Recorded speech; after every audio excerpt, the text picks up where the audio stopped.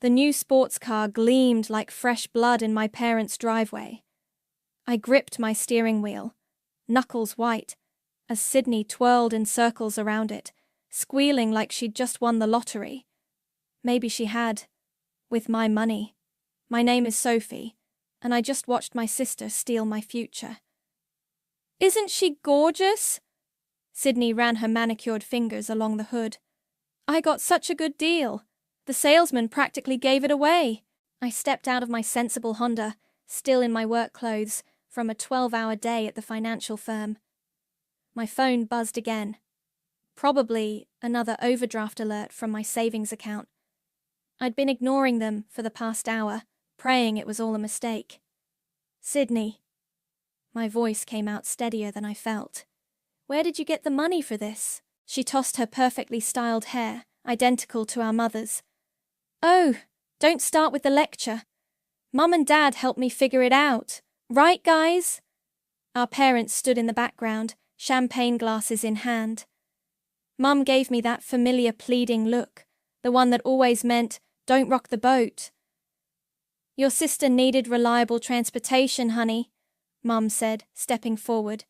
"We just accessed that emergency account you set up for the family." The world tilted sideways.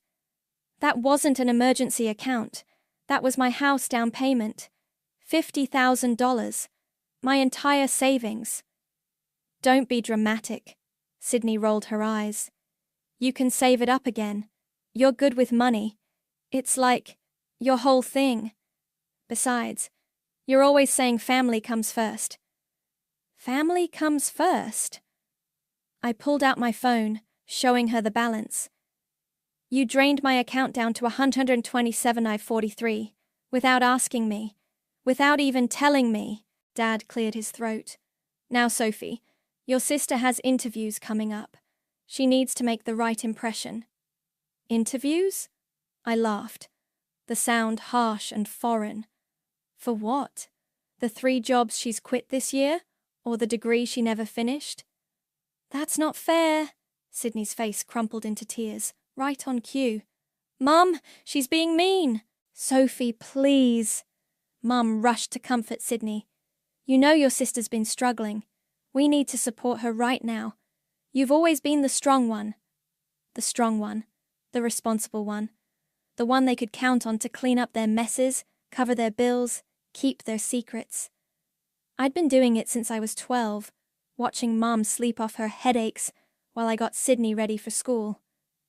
"You're right," I said quietly, pulling out my phone. "I am the strong one. See?" Mom brightened. "I knew you'd understand.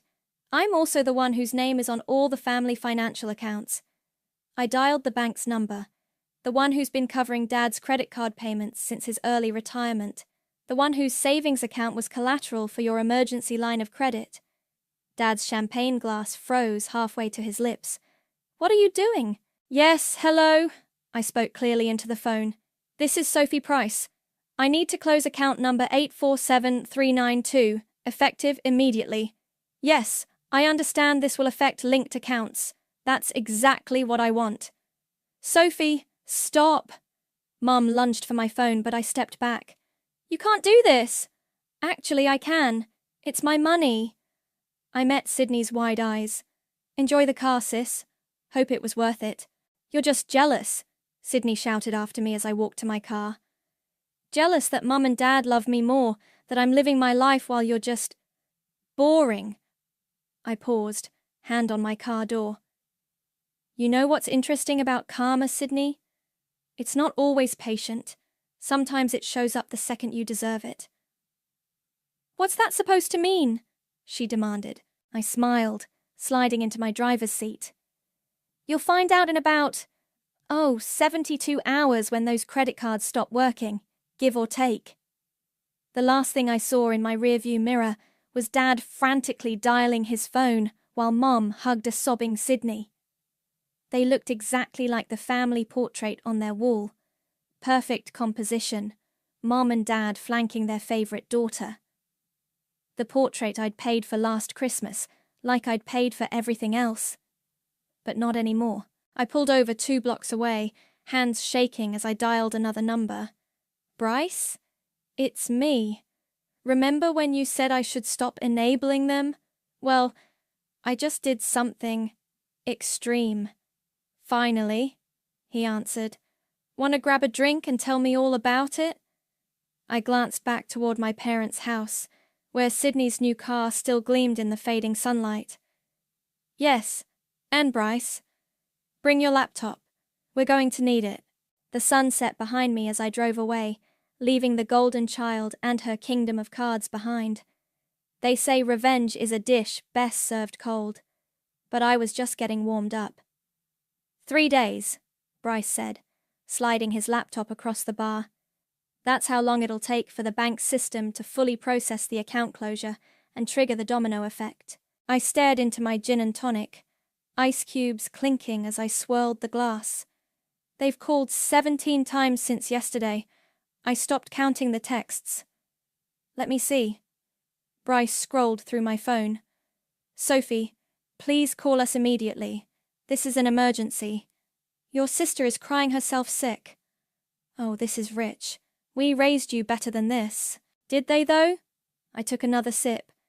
You know what I remember from growing up?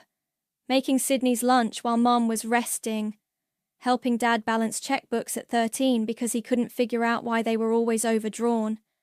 Being told I couldn't go to my first-choice college because Sydney needed braces.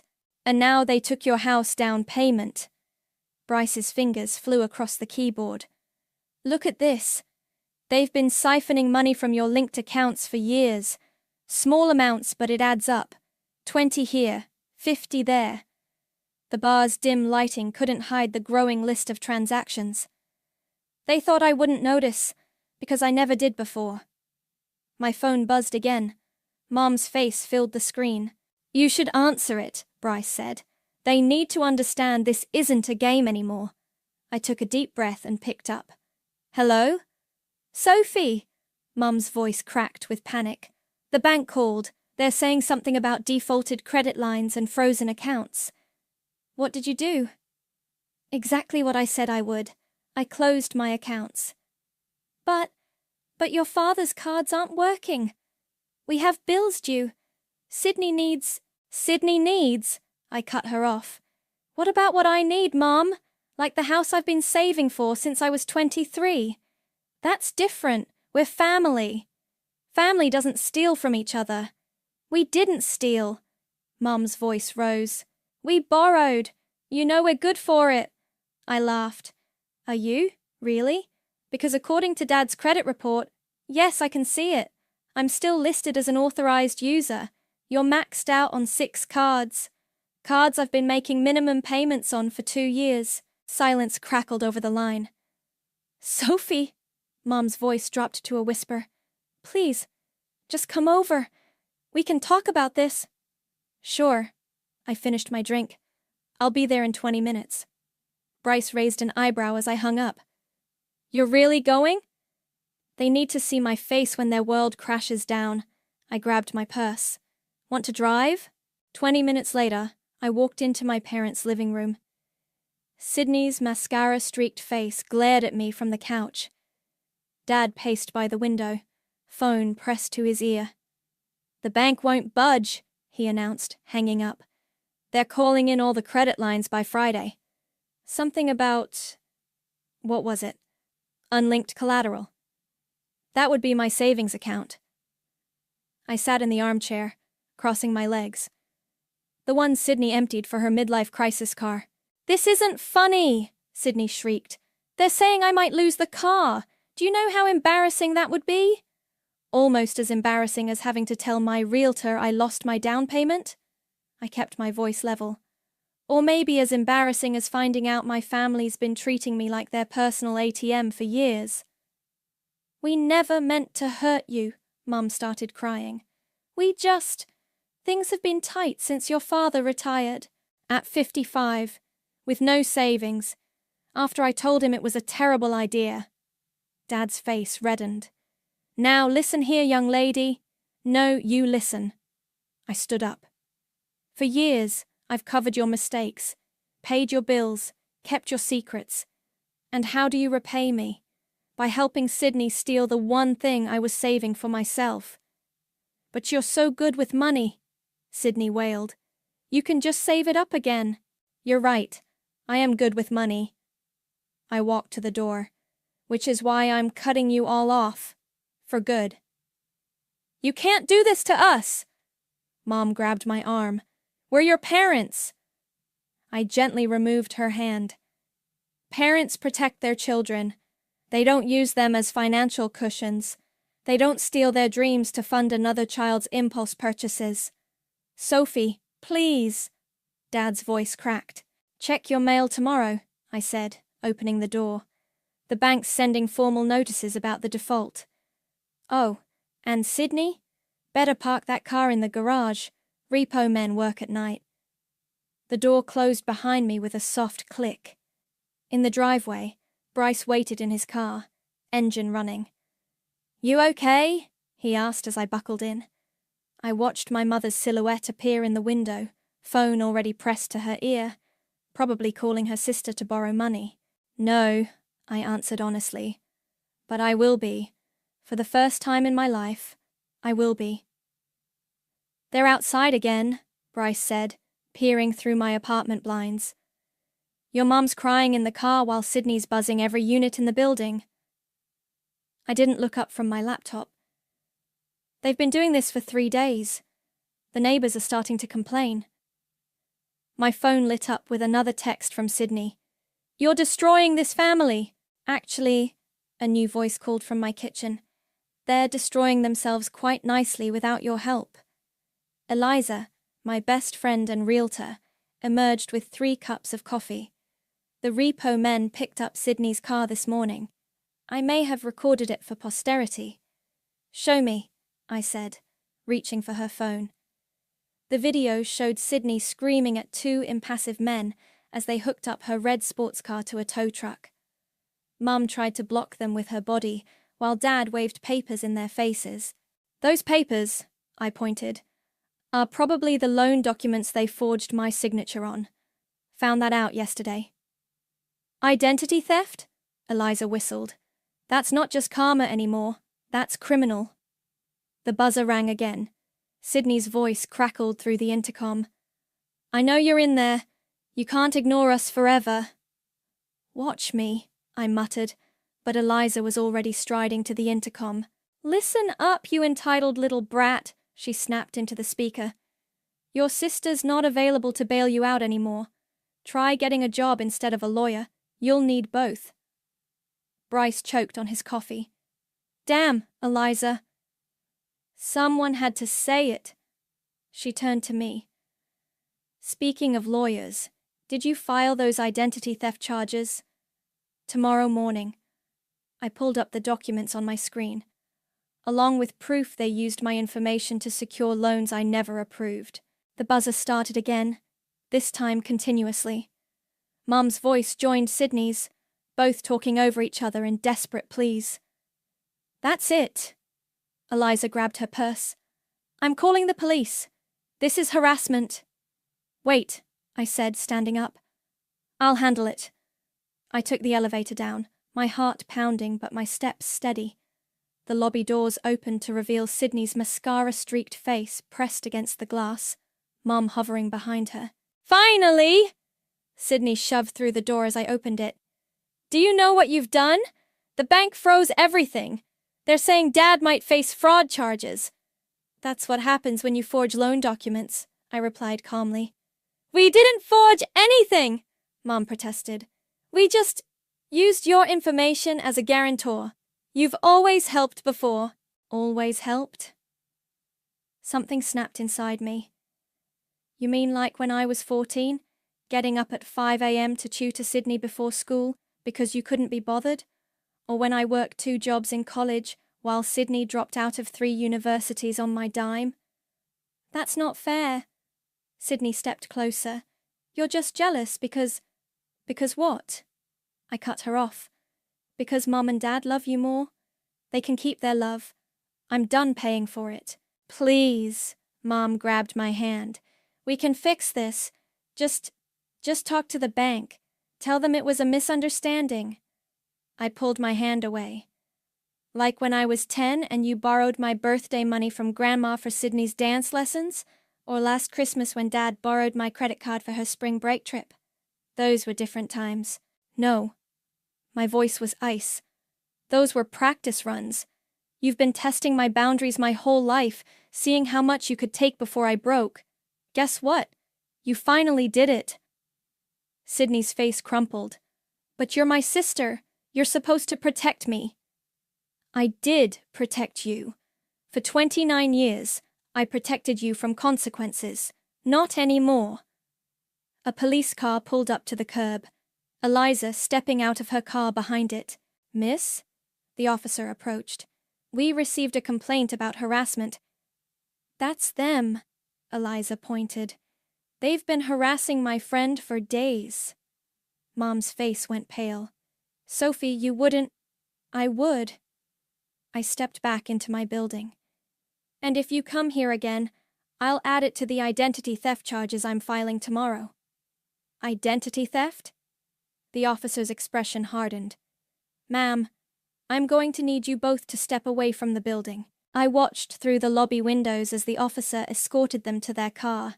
Sydney looked back once, her expression a mix of fury and fear. Mum didn't look back at all. Upstairs, Bryce and Eliza waited with fresh coffee and concerned faces. They're gone, I said, dropping onto my couch. Probably not for good, but long enough. Eliza sat beside me. You know what the best revenge is? Living well? No, she grinned. Getting that dream house you've been saving for, only bigger and better.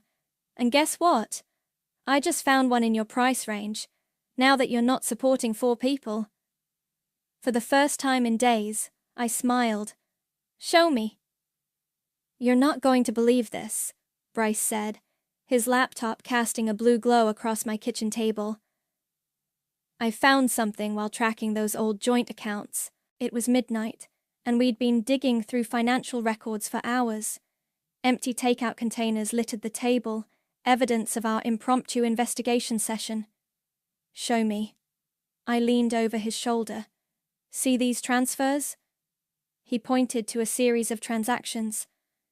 Every month for the past 3 years, money's been moving from your savings to an account I don't recognize. Small amounts, but consistent.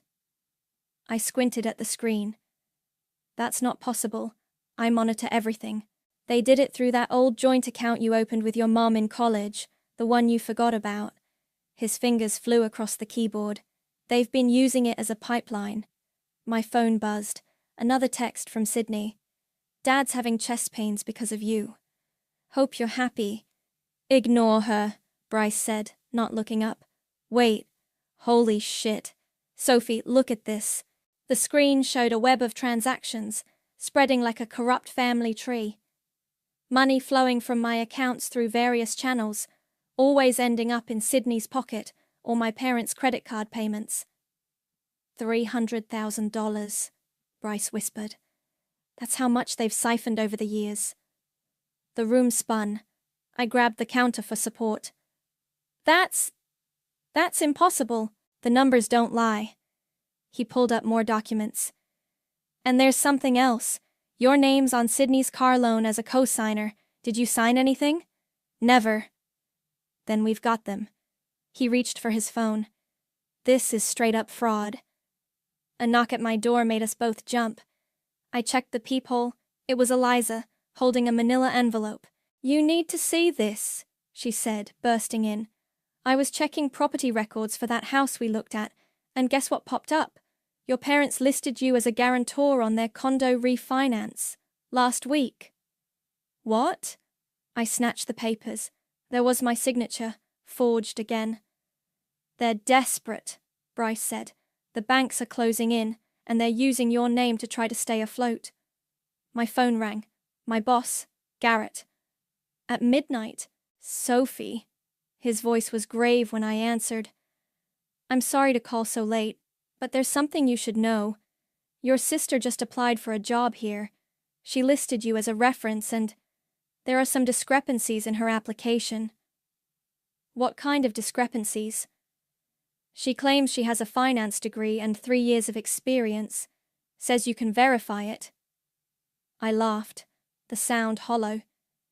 She dropped out after 1 semester. I thought so. Papers rustled on his end.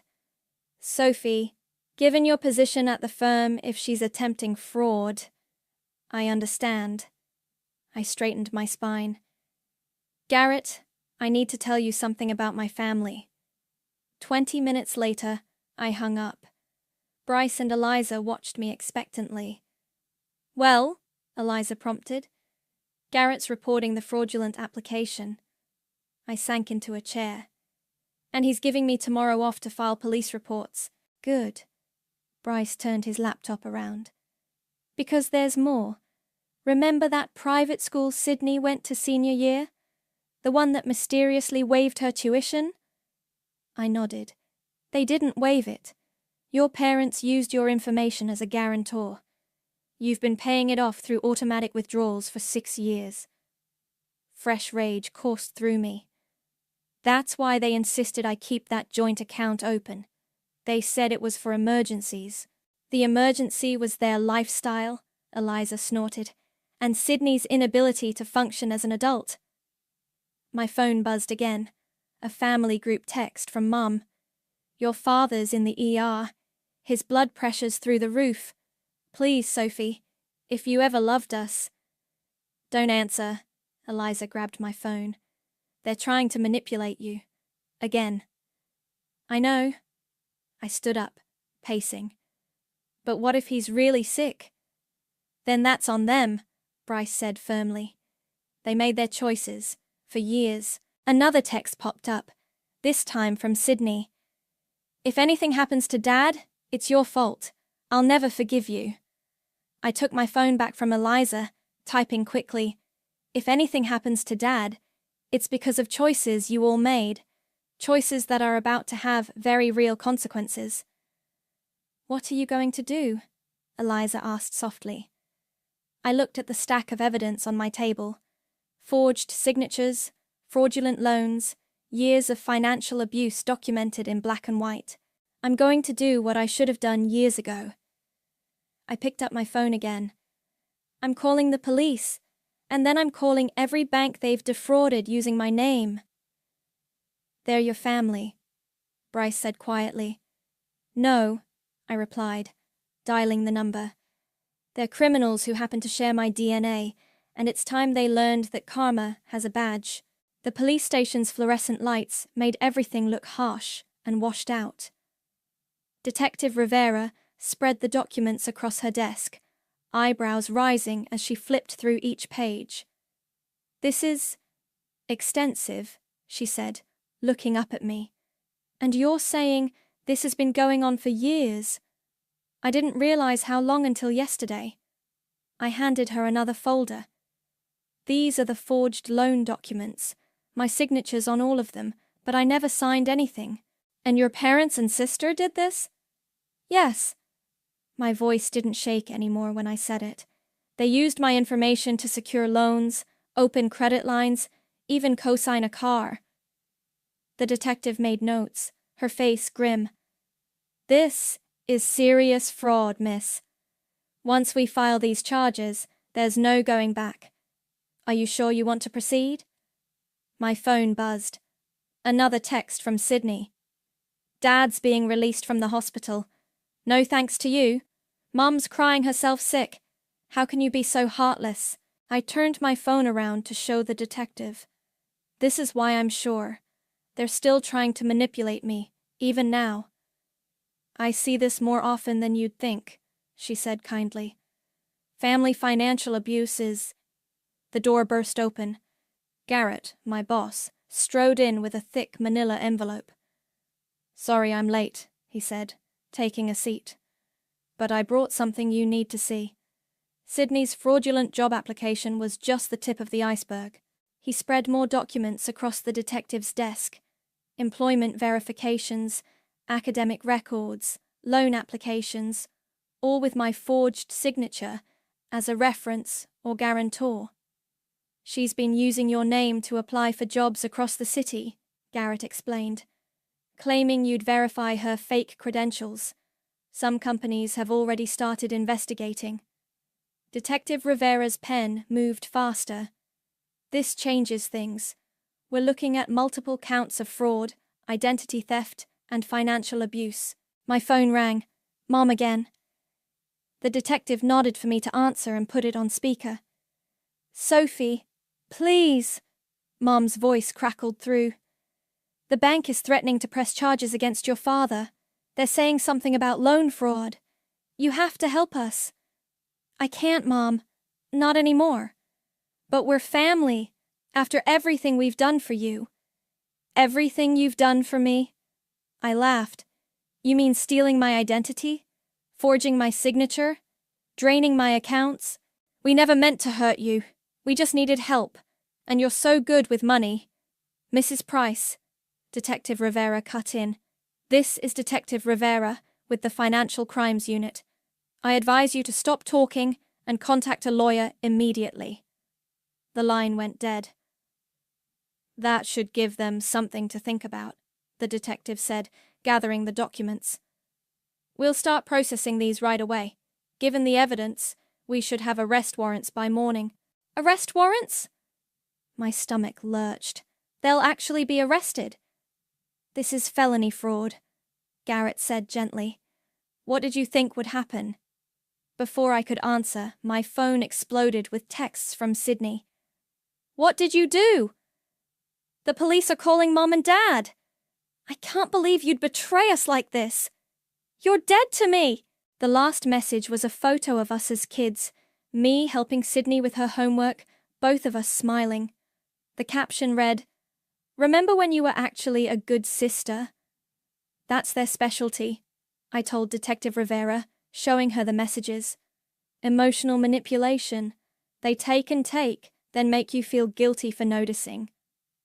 Classic abuse pattern, she nodded. Would you like to press charges for the harassment as well? Yes, I said, surprising myself with my firmness. Yes, I would. Garrett squeezed my shoulder. You're doing the right thing. They need to face consequences. I know. I stood up, gathering my things. I just wish it didn't hurt so much. One more thing, Detective Rivera called as I reached the door. We'll need you to document any further contact from them. Texts, calls, emails, everything. They won't stop trying to contact me, will they? Not until they're forced to. She handed me her card. But that's what restraining orders are for. Outside the police station, the morning sun was rising. My phone buzzed one last time. A text from Dad. The police are here. How could you do this to your own parents? I typed back. The same way you did it to your own daughter. One signature at a time. Then I blocked their numbers. All of them. Garrett waited by his car to drive me to work. Ready? He asked. I looked back at the police station, where Detective Rivera was probably already processing the arrest warrants. Soon, my family would learn that karma doesn't just knock. Sometimes it comes with a badge and handcuffs. Yeah, I said, getting into the car. I'm ready. They were arrested this morning, Eliza announced, dropping a local newspaper on my desk. The headline read, Local family charged in identity theft scheme. I pushed the paper away. I don't want to see it. You need to see it. She flipped to the article. They're trying to spin it to the media. Your mom gave an interview claiming you're mentally unstable and misunderstanding family obligations. Classic narcissist move, Bryce said from my office doorway. When caught, discredit the victim. My office phone lit up. Another call from an unknown number. They'd been finding ways around my blocks all week. Watch this, I said, putting it on speaker. Hello, Sophie? It was my Aunt Linda. How could you do this to your own parents? They're devastated. Sydney's reputation is ruined. Their reputation? I kept my voice steady. You mean their reputation for stealing hundreds of thousands of dollars from me? For forging my signature? For committing felony fraud? They're family. Family helps each other. Really? I shuffled through papers on my desk. Because I have proof here that they used your identity too. Want me to tell you how much debt they put in your name? The line went dead. Boom. Eliza grinned. That shut her up. My email pinged. A message from Detective Rivera. Thought you should see this. They're trying to negotiate a plea deal. Attached was a screenshot of Sydney's latest social media post. My sister destroyed our family because she's jealous of my success. Now she's trying to send our parents to jail. Please share our GoFundMe for legal expenses. Oh, hell no. Eliza grabbed her phone. I'm reporting that fundraiser for fraud. Don't bother, Bryce said, typing on his laptop. I already did, and I may have sent screenshots to the prosecutor showing them trying to raise money while claiming poverty to the court. My desk phone rang again. This time it was Garrett. Sophie, come to my office. There's something you need to see. In his office, Garrett had more papers spread across his desk. Your sister's been busy. She tried to open credit cards at 6 different banks using your work information as verification. When that failed, she tried using the firm's name. She what? It gets better. He handed me a letter. She applied for a job at our biggest competitor, claiming she was a junior analyst here. Used your name as a reference again. I'll add it to the fraud charges, I said, reaching for my phone. Already did. He leaned back. But that's not why I called you in. The board was impressed with how you handled this situation. They're offering you a promotion, senior risk analyst. I blinked. What? You spotted financial fraud in your own family and had the courage to report it. That's exactly the kind of integrity we need in risk management. Back in my office, Eliza and Bryce waited expectantly. Well? Eliza demanded. I got promoted. Yes, she hugged me. See? Karma works both ways. My phone buzzed, an email from my parents' lawyer. Your parents are willing to take a plea deal, but they want you to write a letter to the judge asking for leniency. Delete it, Bryce advised. No, I started typing. I'm writing back. Dear Mr. Harrison, my parents and sister committed systematic financial fraud over several years, stealing my identity and hundreds of thousands of dollars. They showed no remorse until court. They continue to harass me and attempt to manipulate public opinion. I will not be writing a letter of leniency.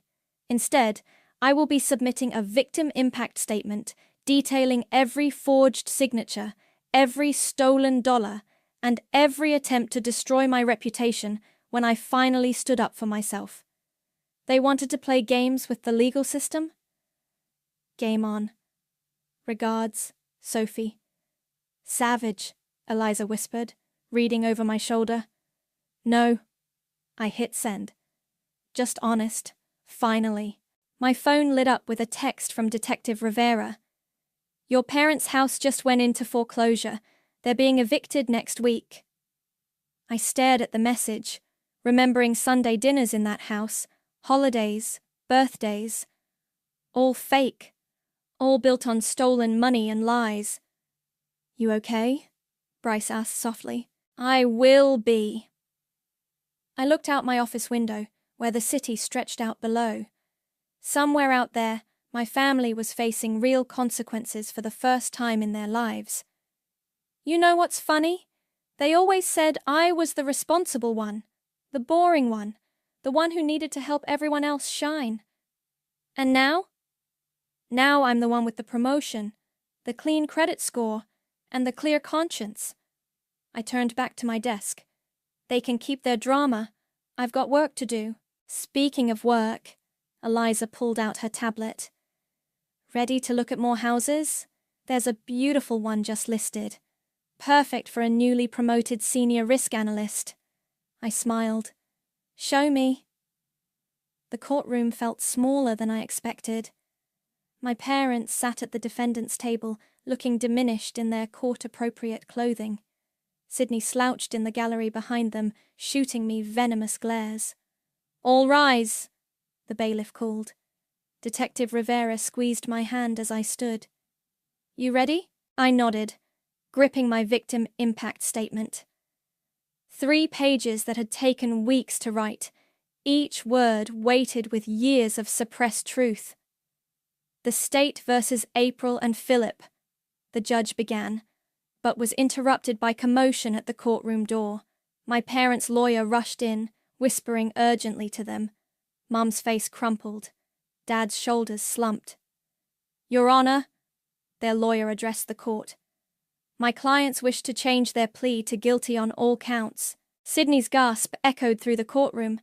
"Mom! Dad! No!" The judge peered over his glasses. "You understand this means no trial? No chance to present your defense?" "We understand," Dad said, his voice barely audible. "Very well." The judge shuffled papers. "Before sentencing, we'll hear the victim impact statement. Miss Price?" I walked to the podium, my heels clicking on the marble floor. The statement trembled in my hands. "Your Honor," I began, "I've spent weeks trying to calculate the exact financial damage my family caused. The stolen money, the forged loans, the fraudulent accounts. But the real cost? That's harder to quantify." Mom started crying. I kept going. "How do you measure the cost of betrayal? Of discovering that every time your parents said, 'I love you,' they were really saying, 'I love what I can take from you'?" "That's not true." Sydney stood up. "We're family." "Miss," the judge warned, "sit down or be removed." I turned to face my family directly. "You taught me that family means sacrificing everything for each other. But that was a lie. What you really taught me was that family means having convenient victims who won't press charges." "Sophie, please." Mom reached out. "We can still fix this." "No, Mom, we can't. Because you're not sorry you did it. You're sorry you got caught." The judge cleared his throat. "Given the defendant's guilty plea and the extent of their crimes, I'm prepared to deliver sentencing." "Wait!" Dad stood up. "Your Honor, please. We did it for our daughter." "Which one?" I asked quietly. "The one you stole from, or the one you stole for?" The judge's gavel cracked like thunder. "Mr. Price, sit down. Based on the severity and duration of these crimes, I sentence you both to 5 years in state prison, with possibility of parole after 3 years. Additionally, you'll pay full restitution to the victim." Sydney burst into tears. "This is all your fault!" she screamed at me. "I hate you!" "Miss Price," the judge addressed Sydney, "your separate trial for fraud and identity theft begins next week. I suggest you save your outbursts for then." Outside the courtroom, reporters clustered with cameras and microphones. Eliza and Bryce flanked me like bodyguards. "Miss Price, how does it feel sending your parents to prison?" "I didn't send them anywhere," I said clearly. "Their choices did." "Sophie," Mom called, as officers led them past. "We did everything for you kids." "No, Mom. You did everything to us. There's a difference." Dad wouldn't meet my eyes. Sydney tried to rush at me but was held back by their lawyer. "You're dead to me!" she shrieked. "Dead!" "Funny," I replied. "I've never felt more alive." Detective Rivera appeared with a protective detail. "Let's get you out of here. Your sister's getting unstable." In the parking lot, Bryce opened his car door for me. "Want to get a drink?" "Actually," I pulled out my phone, showing him an email. "I have a house closing to get to." "Now?" Eliza perked up. "The one we looked at last week?" "That's the one." I smiled. "Turns out karma has good timing. My parents lose their house the same day I buy mine." "Sophie!" Sydney's voice rang across the parking lot. She'd broken away from the lawyer. "You can't do this! Where are Mom and Dad supposed to live when they get out?" "Not my problem," I called back. "Try getting a job instead of a handout. I heard Walmart's hiring. As we drove away, I watched in the rearview mirror as officers led my parents to the prison transport van. Sydney stood alone on the courthouse steps, mascara running, screaming into her phone. "You okay?" Bryce asked softly. I thought about the house waiting for me, about my promotion, about the weight lifting from my shoulders with each mile we drove. "You know what?" I said. "For the first time in my life, I actually am." "Good." He smiled. "Because we've got a closing to get to. Ready to start your new life?" I looked ahead at the road stretching before us, clear and bright. "More than ready. Let's go home." "Last box," Bryce announced, setting it down in my new kitchen. Sunlight streamed through the bay windows, catching the granite countertops I'd fallen in love with during the viewing. "I still can't believe this is mine." I ran my hand along the smooth surface. "All mine." "Better believe it." Eliza burst through the door with champagne. "Because this calls for a celebration. First night in your new house." My phone buzzed. A news alert. Sydney's sentencing had finished. I clicked the link. Local woman gets 3 years for identity theft. Sydney Price, 24, was sentenced today for multiple counts of fraud. "Don't." Eliza grabbed my phone. "This is your moment. No family drama allowed." The doorbell rang. Detective Rivera stood on my porch, holding a folder. "Sorry to interrupt your moving day," she said, stepping inside. "But I thought you'd want to see this. Your parents tried to file an appeal. It was denied." "Of course they did." I accepted the folder. "Let me guess. They claimed they were just trying to help their children? Actually, they tried to blame you. Said you gave them permission for everything." She smiled. The judge wasn't impressed. Speaking of not impressed, Bryce called from my laptop. "You might want to see this." He pulled up a social media post from one of my cousins. "Family isn't family anymore. Sophie put her parents in jail, and now she's buying a fancy house with blood money. Karma will get her." "Blood money?" I laughed. "You mean my own savings they didn't manage to steal? Want me to respond?" Eliza cracked her knuckles over the keyboard. "No need." I started unpacking a box. "They can keep their social media circus. I've got better things to do." "Like planning your housewarming party?" Eliza pulled out a design magazine. "Because this place has serious entertainment potential." The doorbell rang again. This time it was Garrett. "Hope I'm not interrupting," he said, holding up a bottle of wine. "But I brought a housewarming gift, and news. Good news or bad news?" "Depends." He grinned. "How do you feel about speaking at next month's financial security conference? The board thinks your story could help others identify family fraud." I thought about all the people out there, trapped in webs of financial abuse, too scared or guilty to break free. "I'll do it," I said. "Someone needs to show them there's a way out." "Perfect." He handed me an envelope. "Here's your new contract, complete with that raise we discussed." My phone buzzed again. An unknown number, but I recognized the prison's area code. "Sophie?" Mum's voice was thin. "Please don't hang up. I need you to know I'm sorry. Are you sorry for what you did, or sorry you got caught?" Silence. That's what I thought. I kept my voice steady. "Goodbye, Mum." "Wait. Your father and we'll have nowhere to go when we get out. Sydney's obviously not in a position to help." "You're right. She's not. Because you taught her that taking is easier than earning." I looked around my new kitchen, at my friends unpacking boxes and opening wine. "But you taught me something too. You taught me exactly who not to be." I hung up before she could respond. "You okay?" Bryce asked softly. "Better than okay." I grabbed wine glasses from a box. "I'm free." "To freedom!" Eliza raised her glass. "And to karma finally doing its job." Detective Rivera checked her phone. "Speaking of karma, Sydney's being transferred to state prison tomorrow. Want me to keep you updated? No, I said firmly. I don't need to know what happens to them anymore. Their story isn't my story. Then what is your story? Bryce asked, helping me unpack dishes. I looked around my new kitchen, at the sunlight painting warm patterns on walls that were truly mine.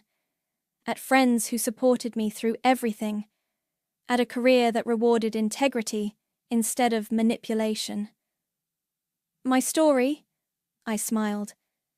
My story is just beginning, and this time I'm writing it myself. Well then, Eliza raised her glass again, to new beginnings, and to Sophie, the woman who proved that sometimes the best revenge is living well, and paying attention to your bank statements, Detective Rivera added with a wink. We laughed, the sound echoing through my new home, my real home, built on truth instead of lies, strength instead of manipulation, independence instead of guilt.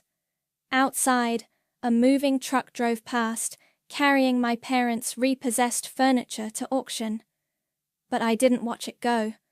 I was too busy planning where to hang my art, choosing paint colors, making this space mine. They say home is where the heart is. But sometimes, home is where you finally set your heart free. So, Eliza pulled out her tablet. About that housewarming party? I grinned. Show me what you're thinking. This time, every decision would be mine. Every choice would be clear, every dollar would be earned, and it felt absolutely perfect.